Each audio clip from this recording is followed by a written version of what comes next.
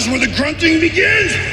We try and hit once every month or once every 2 months. Or try and hit 500 pounds. For me, and this is where like the psychological thing is. If you listen to what he just said, every month back squat 500 pounds, I know I'm going to have big time strength.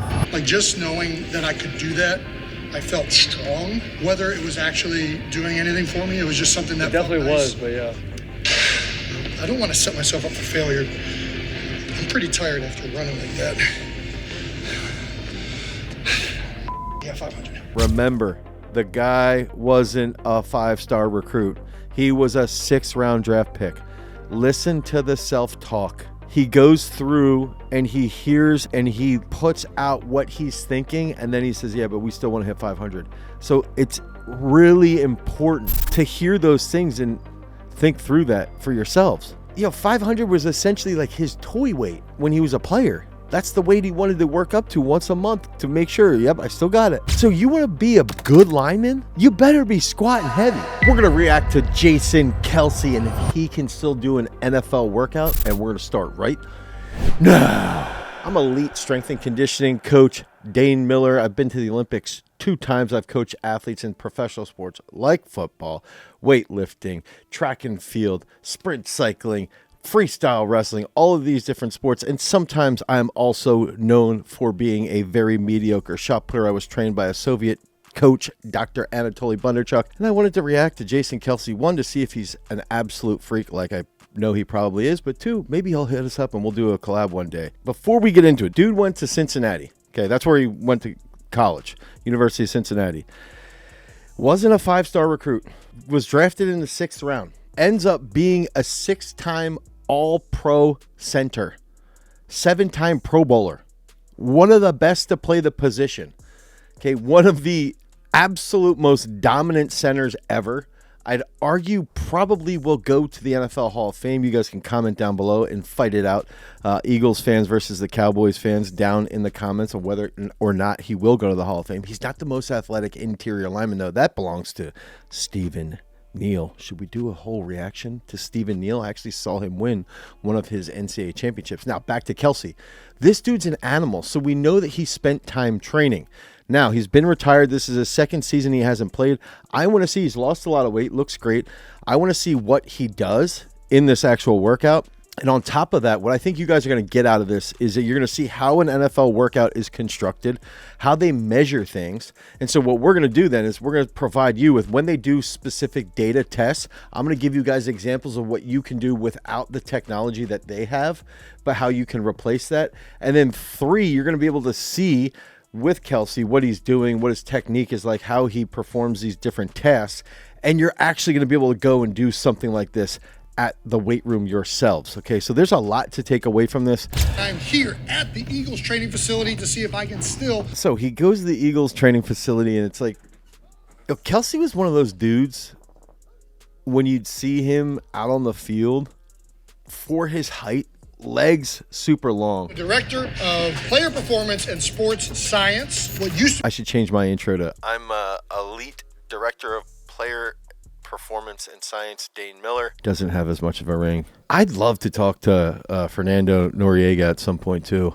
That would be sweet to sit down with him and talk about training. Happy to be here. Appreciate you. What are we about to do today? I think too, when you're thinking about football players in general, they have to be absurdly strong.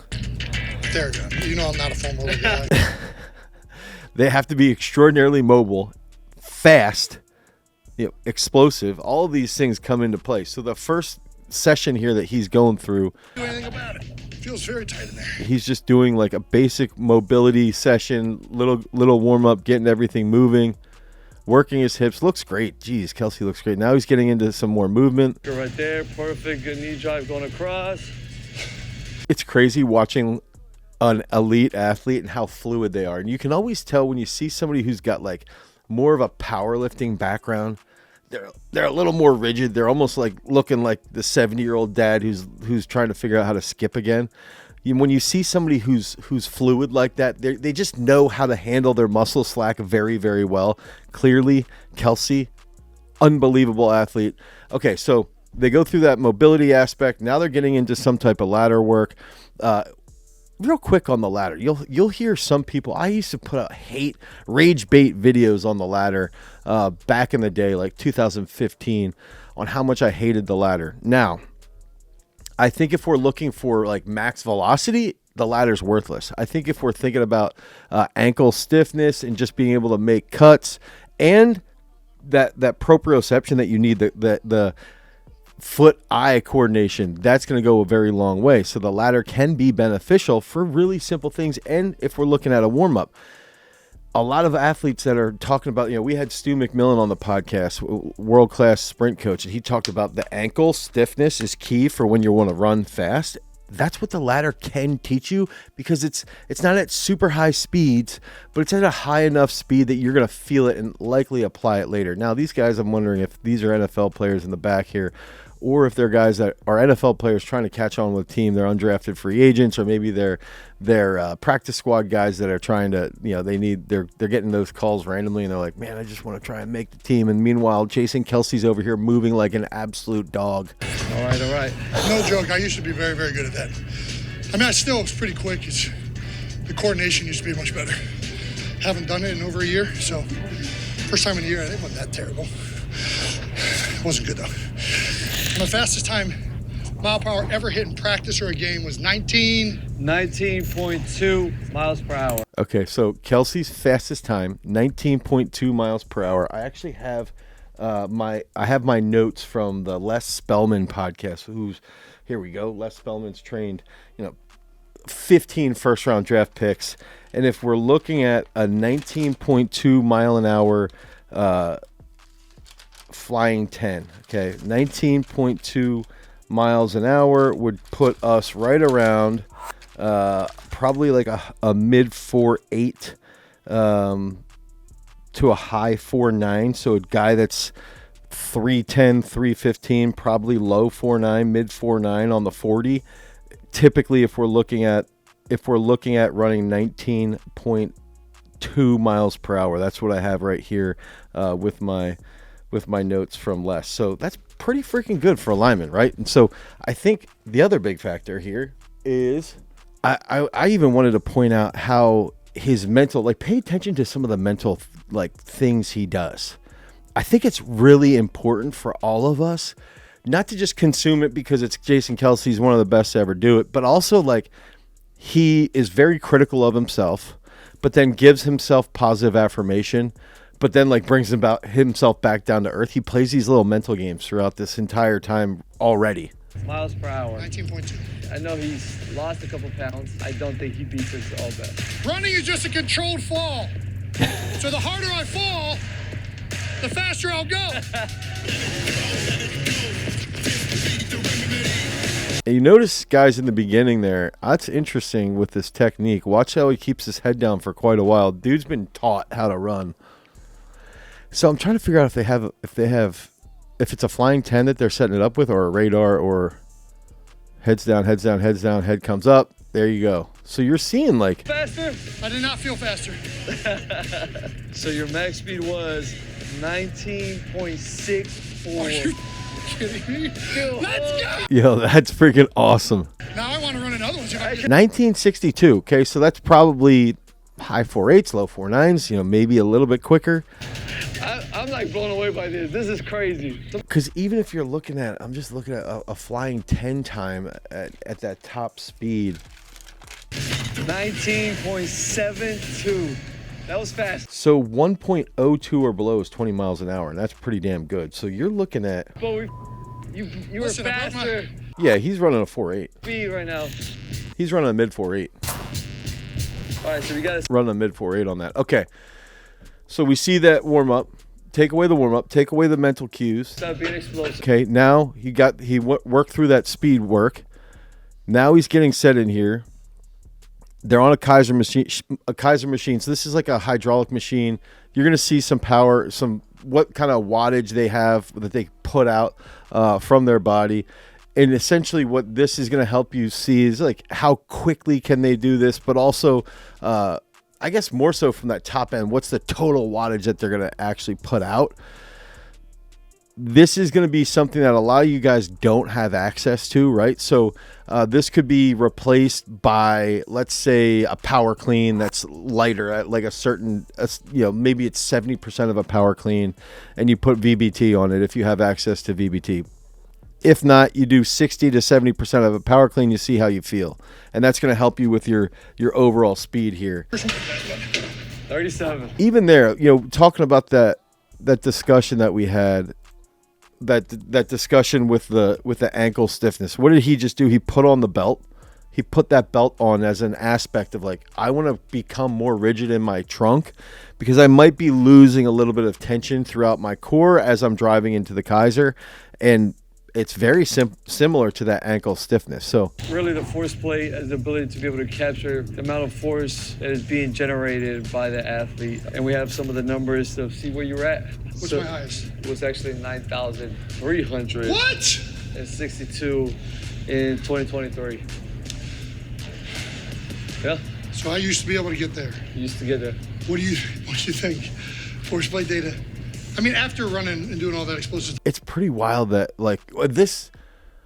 Dude, we got to talk to Fernando Noriega. It's crazy the type of data he has access to with this level. And like the thing is it's not that applicable to normal human beings, but it's like fun to hear that. I did not land right. That's all right. We're looking at the power. So we'll see what you got. 7,000. It's embarrassing. That's embarrassing. 7,032. So the thing that they're testing now, okay, they're doing a squat jump. There's no arm movement at all, right? They're doing a squat jump, and the force that he puts into the plate, it's going to tell them how quickly, it should tell them, one, the maximum amount of force, but also how quickly he can generate it from the bottom of that counter movement. There's actually even some force plates. One of our athletes, Jaime Perez, has played around with force plates in her shoes. And so this is like, to me, this is a prep scenario of you're going to see how good, like how well the athlete feels leading into the rest of the session. So in season, if they have a low wattage, it might be a point where you remove some sets, okay, in season. Out of season, it's going to help you with that, that under recovered scenario. You're going to be able to see where they're at as far as that's concerned. It's a test that I think you guys could use. Vertical jump, you could use, broad jump, something like that. It's pretty easy. And what we like to do inside of our strength training at Peak Strength when we're training football players inside of Peak Strength is that we want to look for a good mobility warm-up. That's like the primer. Okay, we're going to get on PVC pipe walk, stuff like that. And then we're going to do some explosive movement first, like that power clean or a full clean, something along those lines. Inside of our strength training app, we do that. And as you're informing Peak Strength on how easy or how light the actual sets are, it's going to come back to you with specific weights based off of how you're feeling, essentially, and how well you're executing that technique, how well you're moving the bar. So that's how we roll through the beginning portions of our training inside of Peak Strength, specifically for football players. It's the first link down below in the description if you guys want to get in there and have a plan that unites everything together. Okay, that's the big factor, is that when you're looking at how you would train linemen, wide receivers, or if the skilled, quarterbacks, whatever it might be, you want to make sure that you're on that right plan and you have the right system built for your success. Okay, so let's get back into this. Go ahead, stand still for me. And go ahead. He's still wearing the belt here. I don't know if the belt would necessarily help him in this case because of the...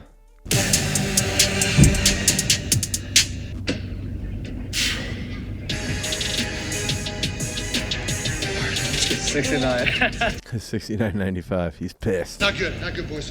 All right, squat it up. Let's do it. Okay, so now he's getting into his back squat. So, again, let's recap the workout so far. Warm up, the potentiation work, the high speed, max velocity. Then they're going to see how he is. Look at that good technique, man. Now he's going to get into some back squat stuff. You're seeing 0.9 meters per second. Real quick, I want to bring up, you saw that 0.9 meters per second on there. When we had our podcast with Coach Rusty Witt, who's a strength and conditioning coach at Tulane for their football team, he actually talked about 0.7 is almost that magic number. And if you can push the weight as high as possible while hitting 0.7, that's going to be huge as far as RFD work and being as strong as explosive as possible. Only try and hit once every month or once every 2 months. Or try and hit 500 pounds. For me, and this is where like the psychological thing is. This is something else, and I didn't even touch on this in the beginning here when we were talking about max velocity. If you listen to what he just said, once every month or 2 months, he wanted to back squat 500 pounds. Okay, so every month, back squat 500 pounds, I know I'm going to have big time strength. And it was a mental thing. And it had to carry over to his other movements clearly. Okay. I also want to bring up, in the case of max velocity work, so he's almost using this theory, right? And it's effective. It's true. And a lot of these football coaches also will do fast Fridays before a big game where they want your athletes, they want the football guys to run like at 90% of their top speed just one time. And so what they'll do is they'll get their top speed in a testing period. Let's say it's 20 miles an hour, and they want them to once a week be able to hit 90% of that. Okay, so if they can hit that 90% once a week, they know they're not getting slower. So that's something that they do to keep the wheels turning, to keep them as fast as possible. And for the high school coaches out there, you guys could do that, let's say on a Thursday, the day before a big game. You say 1 or 2 sprints. We're going to go as fast as we possibly can. You get the linemen, let's say on a Sunday or a Monday, and you say, okay, once a month, we're going to try and push too close to max, maybe 90% of their max, to try and maintain that strength. I think it's very, very effective, and you can do this without a ton of technology. Like just knowing that I could do that, I felt strong. Whether it was actually doing anything for me, it was just something that it definitely felt nice. was, but yeah. I don't want to set myself up for failure. I'm pretty tired after running like that. Yeah, 500. I really, really want you to pay attention. Remember, the guy wasn't a 5-star recruit. He was a 6th-round draft pick. Listen to the self-talk, okay?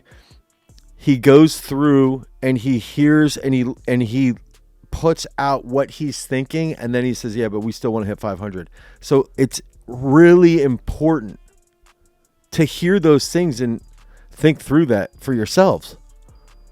Great technique. Dude's upright, moves fast. Look at the freaking depth. This dude's huge. You guys hear me farting halfway through this? You hear me farting. Also, guys, 500 was essentially like his toy weight when he was a player. That's the weight he wanted to work up to once a month to make sure, yep, I still got it. So you want to be a good lineman? You better be squatting heavy. Just a little throw that in there. Rehydrating. 3 reps.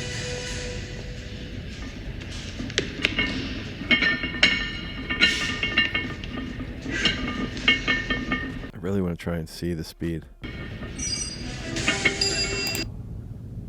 Okay, 0.58 meters per second. 0.58 meters per second. But that was also 0.58 from what I could see. That's pretty quick. If you're at 0.6 to 0.7, that's fast. That's 365.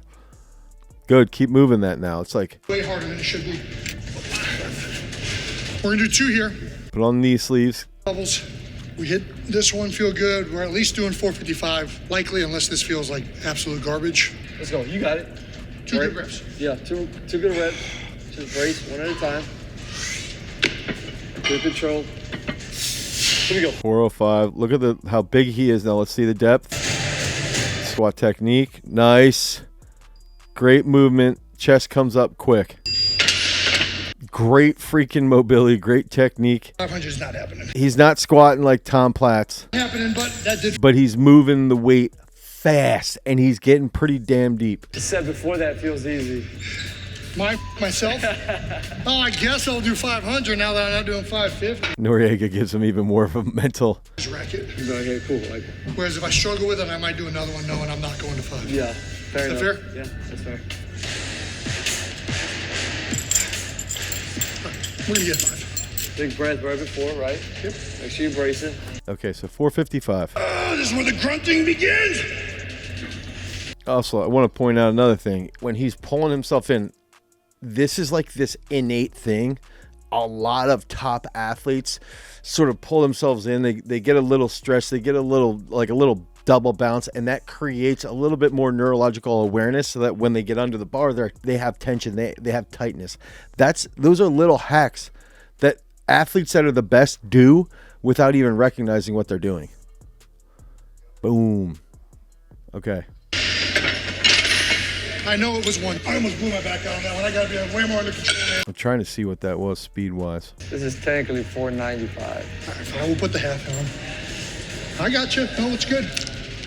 I never use this plate. I think it's the most useless. Like, if you're going to do it, actually, we're doing 505. We're doing 505. Because why not? I just hate that 2.5 pounds. Like, if you're going to just do it, just do 5 pounds. I disagree, but Everybody who lifts weights for a living is like, this guy's an idiot for this theory, but I don't care. Okay. Are you an idiot for this theory? Maybe if you're at like the absolute peak of the best of the best of the best, and you're a weightlifter. But in this case, he's not putting a 2.5 pound chip on, he's putting a 5 pounder on, right? And what does that add up to? You do that over a year. You do it once a week. You're like, I'm not using the 2.5s, I'm using the 5s. That's an extra 5 pounds every time. Add that up over a year. You're all of a sudden, you have more mechanical tension because you have an extra 5 pounds on every single time. And this is something that also mentally, again, going back to Fernando's coach Noriega pointed out, he goes, hey, do you want to use, it's only $4.95. Put a 2.5 on. No, I don't want the 2.5. Put the 5 on. Okay, 505. So really, they went up 10 pounds. I've seen some okay athletes where it's like, hey, you hit 245 for triple, you smacked it, there was no stall, you're good. Put on a 5 and a 2.5 or something like that, right? What? Go over 250? I can't do that. I just want to put a 2.5 on. And they're tentative. They don't believe. They're not fully bought in. This is a lesson something that I learned from my dad early on. I was privileged to be training. How do I put more weight on the bar? How do I know when to go up? That was a question. How do I know when do I go up? Well, if you get the full set, you put a 5 or a 10 on. Either one. But you just keep going up. You just keep going up until you can't do it. And then the next week you try and beat it. And the thing is, it's a simple task, but it's what you can do. And again, inside of our strength training app, Peak Strength, you guys can use this as someone who's trying to improve your overall fitness level. You're going to be told what weight to put on the bar. Oftentimes, you're hesitant. You don't want to put weight on the bar. You don't want to push yourself. And you'll blame your kids, your athletes for making excuses, but you're doing the same thing. And now all of a sudden, Peak Strength, our strength training app, is going to help you achieve those goals inside athletic fitness. You can select that you want to train for explosiveness, muscle mass, or, even speed. Okay. So that's one thing I really think is important, is to know when to put weight on the bar. 505.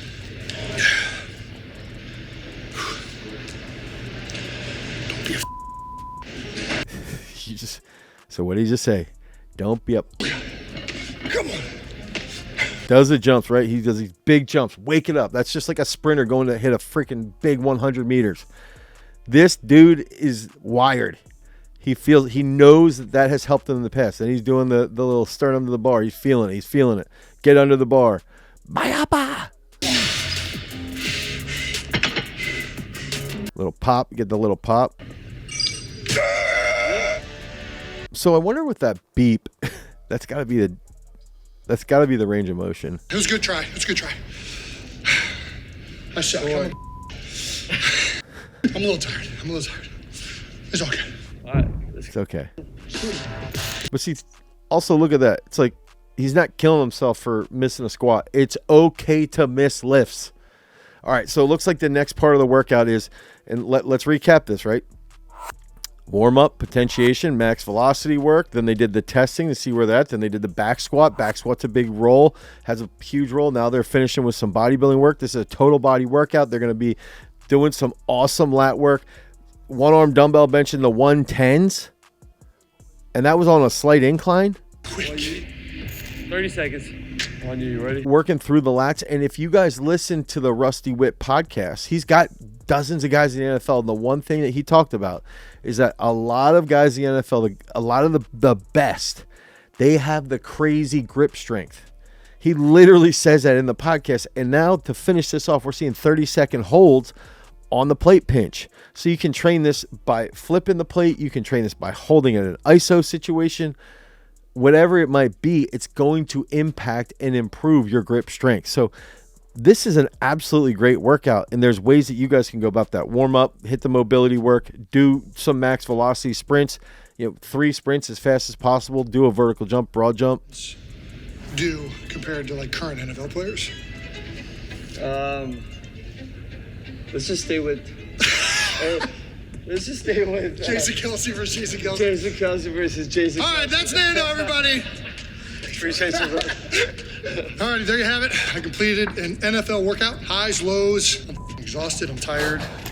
Dude, this is awesome. You guys can apply this, right? You can go through, hit those big squats, and after you do the big test, you get the big squats, and then you can go do some bodybuilding fun, finish off. This looks like absolutely fantastic exercise. Again, if you guys want help with your programming, click the first link. You can select football or athletic fitness. If you guys like content like this, click on this card right here. Make sure that you subscribe, because remember, freaks, if you want to become a champion, you've always got to cultivate your power.